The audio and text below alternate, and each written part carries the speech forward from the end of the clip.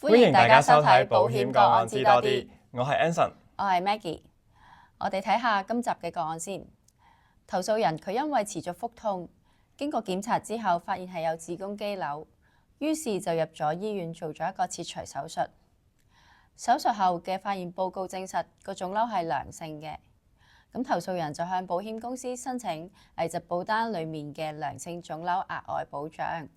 但係保險公司咧就拒絕咗佢哋嘅申請，因為保險公司認為投訴人嘅子宮肌瘤咧冇明確證據顯示佢有惡性嘅潛在可能，所以咧就唔符合保單嘅要求啦。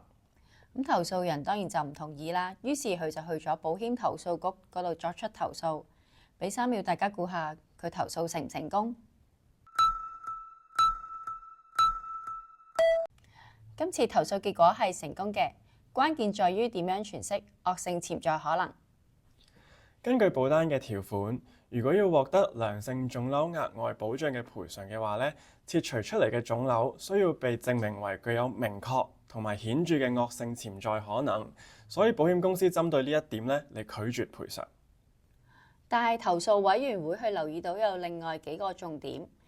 第一，投訴人嘅磁力共振報告建議有進一步嘅跟進，排除有更具侵略性嘅病變。第二，佢嘅主診醫生亦都證實腫瘤嘅體積好大，直徑有成12 cm， 唔排除有惡性嘅可能性，所以先建議切除。投訴委員會將個案交咗俾獨立嘅名譽顧問審議，而大部分嘅名譽顧問都認為，既然主診醫生基於專業嘅判斷認為腫瘤係有惡性嘅潛在可能而被切除嘅呢，咁就符合保單嘅精神啦。最終，保險公司考慮咗名譽顧問嘅意見之後，同意改變原來嘅決定，向投訴人作出賠償。所以提提大家喺處理呢類型索償嘅時候呢，專科醫生基於臨床判斷而作出嘅醫療建議呢，都係非常重要嘅證據嚟嘅。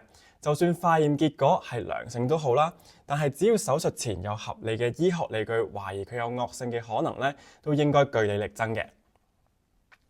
如果大家都想知多啲有關危疾保單條款嘅資訊，歡迎 inbox 或者留言俾我哋啊！我哋今集保險個案知多啲就講到呢度啦，下集再見，拜拜。